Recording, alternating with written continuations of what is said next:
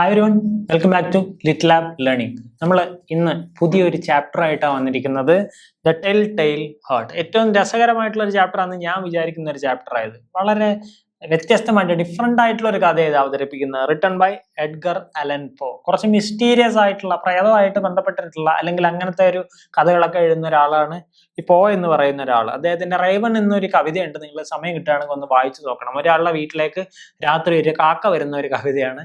രസമായിട്ടുള്ള ഒരു കവിത. ഒരു കാക്കയല്ല അത് ആക്ച്വലി വരുന്നത്, പിന്നീട് നിങ്ങൾക്ക് മനസ്സിലാവും. എനിവേ, കഥയിലേക്ക് വന്നു കഴിഞ്ഞാൽ ദിസ് വാസ് പബ്ലിഷ്ഡ് ഇൻ 1843. 1843 എഴുതിയ ഒരു കഥയാണത്.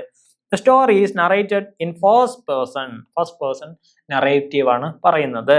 By an unnamed man. അതായത് ഒരു നമുക്കറിയാത്ത അൺനെയിംഡ് ആയിട്ടുള്ള ഒരാള് അയാളുടെ കാര്യം തന്നെ പറഞ്ഞുകൊണ്ടിരിക്കുക. അതാണ് ഫസ്റ്റ് പേഴ്സൺ എന്ന് പറയുന്നത്. ഓക്കെ, അപ്പൊ ഫസ്റ്റ് പേഴ്സണലായിട്ടുള്ള ഒരു മനുഷ്യൻ അയാളെ കുറിച്ച് തന്നെ പറഞ്ഞുകൊണ്ടിരിക്കുന്ന ഒരു കഥയാണ് ഇവിടെ വരുന്നത്. നൗ ഹു അറ്റംപ്റ്റ്സ്, എന്താ ഇയാളെ ചെയ്തുകൊണ്ടിരിക്കുന്നത്? To convince the reader of his sanity after committing a murder. അയാൾ ഒരു കൊല ചെയ്തു, ഈ കമ്മിറ്റഡ് എ മർഡർ. എന്നിട്ട് അയാൾ പറയാണ്, എനിക്ക് ഭ്രാന്തുള്ളത് കൊണ്ടൊന്നും അല്ല ഞാൻ ഈ കൊല ചെയ്തത്. ഇത് റിപ്പീറ്റഡ് ആയിട്ട് പറഞ്ഞുകൊണ്ടിരിക്കുന്ന ബോധമുള്ള ഒരാളുടെ കഥയാണിത്. അത് കേൾക്കുമ്പോൾ തന്നെ നമുക്കറിയാം അയാൾക്ക് എന്തോ പ്രശ്നം ഉണ്ടെന്നുള്ളത്. പക്ഷെ അയാൾ പറഞ്ഞുകൊണ്ടിരിക്കുക നമ്മളോട്, എനിക്ക് തലക്ക് പ്രശ്നമൊന്നുമില്ല, എനിക്ക് സാനിറ്റി, എങ്ങനെ പ്രാന്തൊന്നും എനിക്കില്ല, ഞാൻ എന്തിനാ കൊല ചെയ്തതെന്ന് ഞാൻ പറഞ്ഞു തരാമെന്നാണ് അദ്ദേഹം പറയുന്നത്.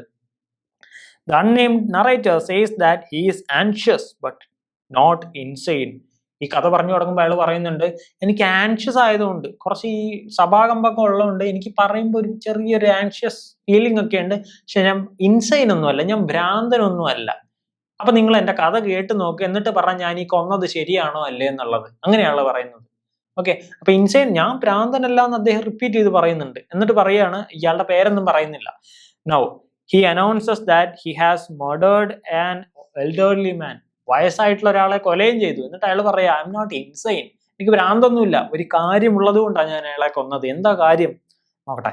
His motive was not driven by grudge or passion.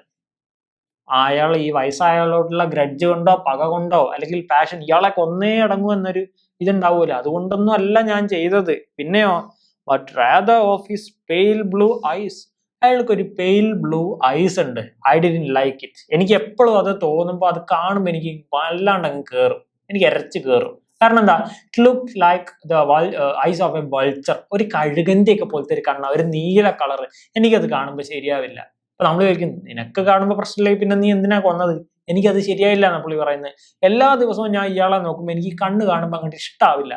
കണ്ണ് കാണുമ്പോൾ ഇഷ്ടാവാത്തത് കൊണ്ടാണ് എനിക്ക് അവസാനം അയാളെ കൊല ചെയ്യേണ്ടി വന്നത്. എന്നിട്ടോ, he repeats that he is not crazy. എനിക്ക് ഭ്രാന്തൊന്നുമില്ല, ഇത് കാരണമാണ് ചെയ്തത്, എനിക്ക് ആ നീല കളറുള്ള കണ്ണിഷ്ടമായില്ല, ഒരു കഴുകന്റെ പോലെ ഉണ്ടെന്നൊക്കെ പറഞ്ഞിട്ട് പുള്ളി എക്സ്പ്ലെയിൻ ചെയ്യുക. അങ്ങനെ പറഞ്ഞിട്ടാണ് പുള്ളി പറയുന്നത്, എനിക്ക് ഭ്രാന്തൊന്നുമില്ല, ഞാൻ കൊന്നത് ഈ ഒരു നീല കണ്ണിന്റെ പേരിൽ മാത്രമാണെന്ന്. നൗ എന്താ ഇതിനു വേണ്ടി അയാൾ ചെയ്തത്? ഇയാള് എല്ലാ ദിവസവും ഇയാളെ നോക്കും, ഇയാളുടെ നീലക്കണ്ണിങ്ങനെ നോക്കും. എന്നിട്ടോ, every night he went to the old man's apartment and secretly observed the man sleeping.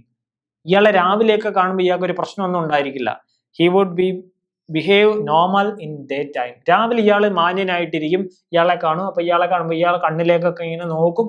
അതിനുശേഷം രാത്രി ഇയാളുടെ അപ്പാർട്ട്മെന്റിന്റെ, ഈ വയസ്സായ ഓൾഡ് മാൻ്റെ അപ്പാർട്ട്മെന്റിന്റെ അപ്പുറത്ത് പോയി നിൽക്കും. എന്നിട്ട് ഇയാൾ ഉറങ്ങുന്നതൊക്കെ ശ്രദ്ധിക്കും. അതായത് എന്താ പറയുന്നത്, ഇയാൾ ചെയ്യുന്ന എല്ലാ കാര്യങ്ങളും ക്ലിയർ ആയിട്ട് ശ്രദ്ധിക്കും. രാവിലെ തൊട്ട് രാത്രി വരെ ഇയാളുടെ കാര്യങ്ങളെ ശ്രദ്ധിച്ചുകൊണ്ടാണ് ഇയാൾ ഇരിക്കുന്നത്. ഈ ഓൾഡ് മാനെ എല്ലാ ടൈമിലും ഒബ്സർവ് ചെയ്യുന്നുണ്ട്. എന്നിട്ടോ, ഇയാള് പോയിട്ട് ഉറങ്ങുന്നത് വരെയുള്ള എല്ലാ കാര്യങ്ങളും ഒബ്സർവ് ചെയ്ത് ഇയാളുടെ അപ്പാർട്ട്മെന്റിന്റെ അപ്പുറത്ത് പോയിട്ട് ഒളിച്ചു നിൽക്കും. അപ്പൊ ഇയാൾക്ക് ഭ്രാന്തൊന്നുമില്ല last, right? After a week of time, ഒരാഴ്ച കഴിഞ്ഞപ്പോ, he decides to kill the old man. ഇയാളെ കൊന്നുകളയാന്ന് തീരുമാനിച്ചു. എന്തിനാ ഈ നീലക്കണ്ണ് കാണുന്നത്? നീലക്കണ്ണ് കണ്ടാലല്ലേ പ്രശ്നം, കൊന്നുകളഞ്ഞേക്കാം. എന്നാലും ഇയാൾക്ക് ഭ്രാന്തൊന്നുമില്ല. That night, the old man understands his presence and cries out. ഈ ദിവസം, കൊല്ലാൻ പോയ ദിവസം, ഇയാൾ പതുങ്ങി നിൽക്കുന്നത് ഈ ഓൾഡ് മാൻ കണ്ടു. എന്നിട്ട് അയാൾ നിലവിളിച്ചു, അലറി കരഞ്ഞു കൂക്കി. പ്രശ്നമായി. നാട്ടുകാരെല്ലാം ഇനി അറിയുന്ന ഈ വന്ന ആൾക്ക്, നമ്മുടെ അൺനെയിംഡ് നറേറ്റർക്ക് മനസ്സിലായി. എന്നിട്ടോ, the narrator hears a dull sound and thinks it is coming from the old man's hurt. അപ്പൊ നിങ്ങൾ ആ കഥ വായിച്ചറിയാം, ഒരു വാക്കൊക്കെ അതിൽ പറഞ്ഞു, ക്ലിങ് ക്ലോങ് എന്നൊക്കെ പറഞ്ഞ കുറെ വാക്കുകൾ പറയുന്നുണ്ട് അതില്. ഓൾഡ് മാന്റെ നെഞ്ചിൽ നിന്ന്, ഹൃദയത്തിൽ നിന്ന് ഒരു ടപ് ടപ് എന്നൊക്കെ പറയുന്ന പോലത്തെ സൗണ്ട് ഉയർന്നു വരാൻ തുടങ്ങി എന്നാണ് ഇയാൾക്ക് മനസ്സിലാവുന്നത്. അപ്പൊ ഇയാൾ പറയാണ്, ഓ ഈ സൗണ്ട് എങ്ങാനും ബാക്കിയുള്ളവർ കേട്ട, ഹൃദയത്തിൽ നിന്ന് വരുന്ന ഈ ചെറിയ സൗണ്ട് എങ്ങാനും മറ്റുള്ളവർ കേട്ട് കഴിഞ്ഞാൽ പ്രശ്നമാവുമല്ലോ എന്ന് വിചാരിച്ചിട്ടാണ് ഇയാളെ പോകുന്നത്. Worried that the neighbour would hear it. എന്ത് സൗണ്ട്? ഈ ഹൃദയത്തിൽ നിന്ന് വരുന്ന ഈ കൊല്ലാൻ പോകുന്ന ആള് മാത്രം കേൾക്കുന്ന സൗണ്ട് അപ്പുറത്തെ വീട്ടിലെ ആരെങ്കിലും കേട്ട് പ്രശ്നം ഉണ്ടാക്കൂ എന്ന് വിചാരിച്ചിട്ട് ഇയാൾ എന്ത് ചെയ്യുന്നു? He attacks the old man and kills him. ഇയാള് കരഞ്ഞു കൂവി വിളിച്ച ഒന്നും പ്രശ്നമല്ല, ഇയാളുടെ ഹൃദയത്തിൽ നിന്ന് വരുന്നു അത്രയും നൈസ് സൗണ്ട്, അത് ഈ കൊലയാളി മാത്രം കേൾക്കുക. എന്നിട്ട് പറയാണ്, ഈ ഹൃദയത്തിൽ നിന്നുള്ള സൗണ്ട് എങ്ങാനും അപ്പുറത്തെ വീട്ടുകാർ കേട്ടിട്ട് പ്രശ്നം ഉണ്ടാക്കിയാലോ എന്ന് വിചാരിച്ച് ഞാൻ അയാളെ കൊന്നുകളഞ്ഞു. അതാണ് അയാൾ പറയുന്നത്. എന്നിട്ട് ഇയാൾ അറ്റാക്ക് ചെയ്യുന്നുണ്ട്, ഓൾഡ് മാനെ അറ്റാക്ക് ചെയ്തിട്ട് ഇയാൾ പറയാണ്, ഇങ്ങനെയൊന്നും ചെയ്യാൻ പാടില്ല എന്ന് പറഞ്ഞിട്ട് കൊല്ലുകയാണ്. അയാളുടെ മേളിൽ ബെഡ് ഇടുന്നുണ്ട്, അതിനുശേഷം കുത്തി കൊല്ലുന്നുണ്ട്, എന്നിട്ട് അയാളെ ഒളിപ്പിച്ച് വെക്കുന്നൊക്കെ ഉണ്ട്. He cuts down the parts of the body. ഇയാളെ കുത്തി കൊന്നതിനൊക്കെ ശേഷം ഇയാളുടെ പാർട്ട്, ഇയാളുടെ കൈ വേറെ, തല വേറെ, കാലുവേലൊക്കെ കാലൊക്കെ വേറെ ആക്കുന്നുണ്ട്. And keeps it on the floor board on the old man's room. He cleans the bed. അയാൾ കൃത്യമായിട്ട് എല്ലാ കാര്യങ്ങളും ചെയ്തു. എനിക്കിനി നീലക്കണ്ണ് കാണേണ്ട ആവശ്യമില്ല. ഞാൻ എന്ത് ചെയ്യുന്നുണ്ട്? ഇയാളെ കൊന്നു. ഇയാളെ കൊന്നതിന് ശേഷം പാർട്ടാക്കി, എന്നിട്ട് ഇയാളുടെ റൂമിന്റെ അടിഭാഗം ഉണ്ടായിരിക്കുമല്ലോ, ഫ്ലോറിന്റെ അടിയിൽ, അവിടെ തന്നെ അയാളെ കുഴിച്ച് മൂടിയിട്ടു. എന്നിട്ട് ബ്ലഡ് എല്ലാം ക്ലീൻ ആക്കിയിട്ടു. അപ്പോൾ ഒരാൾക്കും ഒരു സംശയവും തോന്നില്ല എന്താണ് ഇയാൾ കൊന്നു എന്നുള്ള കാര്യം. അപ്പോൾ ഒരു പ്രശ്നവും. എന്നിട്ടോ വെൻ ഇറ്റ് വാസ് 4 o'clock, രാവിലെ 4 മണിയായപ്പോ, അത് ഇത്രയും പരിപാടിയൊക്കെ കഴിയണ്ടേ? The police arrives at the situation with the help of neighbor.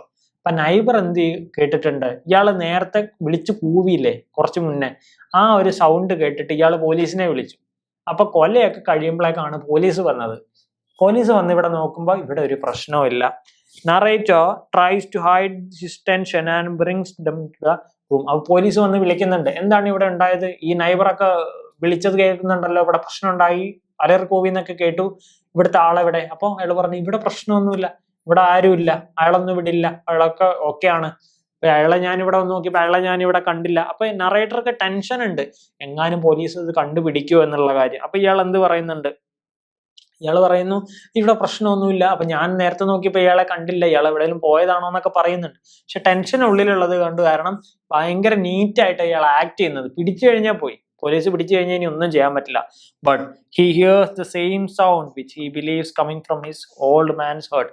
കുറച്ച് കഴിയുമ്പോൾ ഇയാള് ഈ പോലീസിനെയൊക്കെ കൊണ്ടുപോയിട്ട് ഇയാളെ കുഴിച്ചിട്ട ഈ റൂം ഉണ്ടല്ലോ, ഓൾഡ് മാന്റെ റൂം, അവിടെ തന്നെ കൊണ്ടുപോയി ഇരുത്തി സംസാരിക്കാൻ തുടങ്ങി. ഓക്കെ, എന്തിനു വേണ്ടിയിട്ട്? വിശ്വാസം കൊടുക്കാൻ വേണ്ടിയിട്ട്. കുറച്ച് കഴിഞ്ഞപ്പോൾ ആ റൂമിൽ എല്ലാവരും ഇരിക്കുമ്പോൾ അതിന്റെ മുകളിൽ ചേർത്തിട്ടാണ് ഇയാൾ ഇരിക്കുന്നത്. അപ്പൊ എന്താ ഉണ്ടാവുന്നത്? ഈ ഇരിക്കുന്നതിന്റെ ഒപ്പം നമ്മൾ നേരത്തെ കേട്ട സൗണ്ട് ഇല്ല, ആ സൗണ്ട് പിന്നെയും വരാൻ തുടങ്ങി.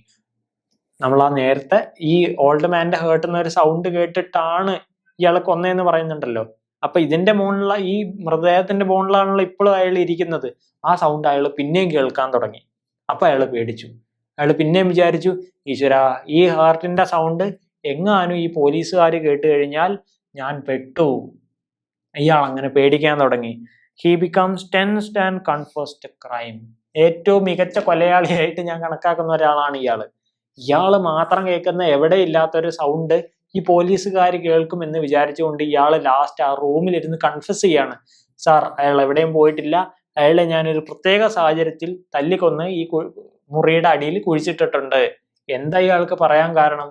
ഇയാൾ പറയാണ്, ഈ സൗണ്ട് ഈ മരിച്ച ആളുടെ ഹൃദയത്തിൽ നിന്ന് വരുന്ന സൗണ്ട്, ഏതെങ്കിലും ആളുടെ ഹൃദയത്തിൽ പിന്നെ സൗണ്ട് ഉണ്ടായിരിക്കും, ആ സൗണ്ട് കേട്ട് പോലീസുകാരെന്നെ ചെക്ക് ചെയ്തേക്കാം, അതുകൊണ്ട് ഞാൻ തന്നെ പോയങ്ങ് കീഴടങ്ങിയേക്കാം എന്ന് പറഞ്ഞിട്ട് ഇയാൾ പോലീസുകാരത്ത് പറയാണ്, ഈ സൗണ്ട് കാരണമാണ് ഞാൻ ഇതൊക്കെ ചെയ്ത്, എനിക്ക് അയാളുടെ നീലക്കണ്ണൊന്നും ഇഷ്ടമായിരുന്നില്ല എന്ന് പറഞ്ഞിട്ടാണ് അയാൾ അവസാനിപ്പിക്കുന്നത്.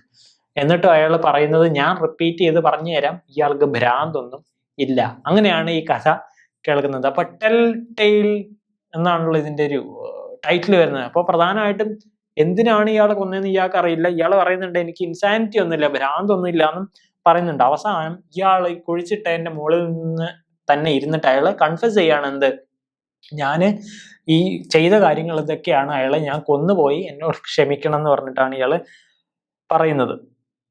നൗ അപ്പൊ ഇത്രയാണ് ഒരു സമ്മറി എന്നുള്ള മോഡലില് കഥ പറയാൻ നമുക്ക് സാധ്യതയുള്ളത്. നൗ മോഡൽ ക്വസ്റ്റ്യൻസ്, ഇതിൽ നിന്ന് എന്തൊക്കെ വരാൻ സാധ്യതയുണ്ട്? ഷോർട്ട് ആൻസർ നോക്കാം. Why and how did the killer kill the old man? എന്തുകൊണ്ടാണ് കിൽ ചെയ്തത്? എങ്ങനെയാണ് ഗിൽ ചെയ്തത്? ഇത് അര പാരഗ്രാഫിന്റെ ഒന്നുമല്ല, ഷോർട്ട് ആൻസർ ആണ്. ഒരു 5-6 സെന്റൻസിലൊക്കെ എഴുതി നിർത്താൻ ശ്രമിക്കണം. Now second one, what is the basic theme of the story? എന്താണ് ഇതിന്റെ ബേസിക് തീമായിട്ട്, ഈ സ്റ്റോറിയുടെ ബേസിക് തീം എന്താണ് വരുന്നതെന്നാണ് എഴുതേണ്ടത്. റൈറ്റ് നൗ ഇനി എസ്സേന്റെ ഒരു ചോദ്യം കൂടെ നോക്കാം.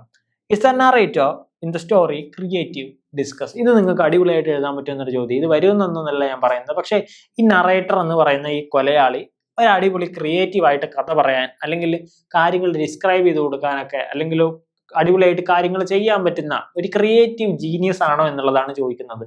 ഇയാൾ തന്നെ കുറെ കാര്യങ്ങൾ പറയുന്നത്, അതിൽ തന്നെ ക്രിയേറ്റിവിറ്റി ഇല്ലേ? അയാൾ ആക്ട് ചെയ്യുന്നു, അത് ക്രിയേറ്റീവ് അല്ലേ?